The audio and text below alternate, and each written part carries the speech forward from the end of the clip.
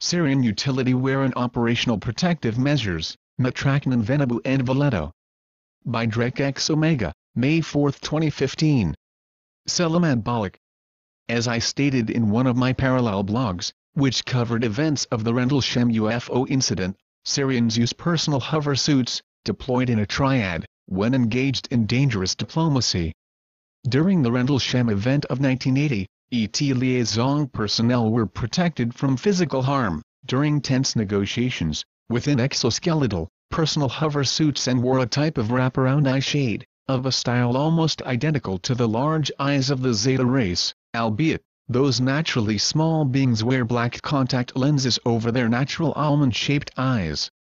In contrast, Sirians are humanoids and do not possess eyes as large and wraparound as those of the Zetas. Their sunglasses do cause Earth witnesses to assume, though, that they are of that well-known race, on occasion.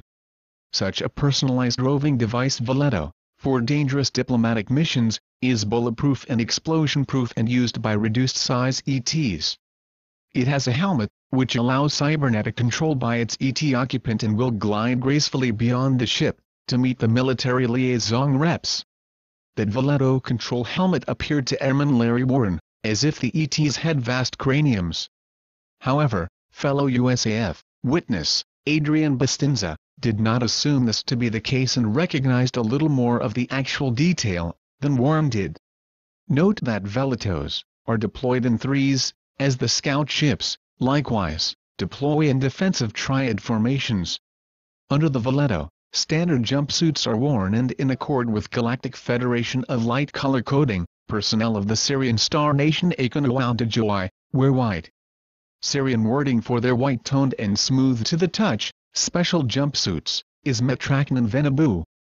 This literally translates as utility wear. Their white high boots are of the same smooth fabric as the suit itself. The belts are military style, worn over the navel and around the waist.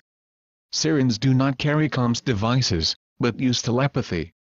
But they do carry healing and monitoring devices, handheld, which can be attached to belts. Sometimes neuralizer weapons are carried on belts, and these are small compact metallic baton-shaped devices, which protect against attack by hostiles. Like the fictional Star Trek, they are often set for stun. The material, the boot suits and belts are made of is tough like Earth military-issue Kevlar. But much, much lighter. It is skin-tight, but allows perfect breathing of the skin. No zips, buttons or fastenings. It is removed and placed on, by hand gestures over special embedded sensors located in the chest area. These suits are adaptable to outside temperatures and regulate, accordingly. If you were in a -40 degrees Celsius environment, you would be warm, apart from head and hands. However, there are also special metallic helmets for protection too, and gloves. As stated already, they use special goggles, when near T-MAT, transfer-ready landed scout ships and probes. This prevents opti-retinal burns exposure. Normal landings and departures do not require this protection, though. When craft deploy tripod landing legs.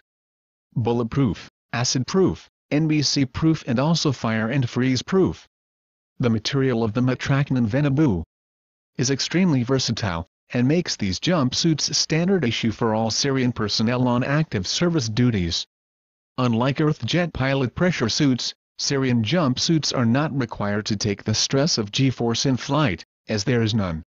No onboard inertia, during even the most amazing 45-degree turns and zigzagging aerobatics.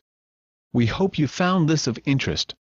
A couple of points of note: the artwork depicted above shows a Sirian couple, in fairly well-rendered jumpsuits, but the belts shown are too narrow.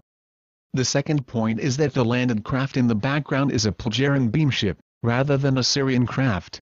Selamat Gajan Akanawaldajoi. Colonel Drekx Omega, Commander, Galactic Federation of Light Ground Crew, Eastern England Sector. Read more at ashtercommandcrew.net. Follow us at Ashter Command Crew on Facebook.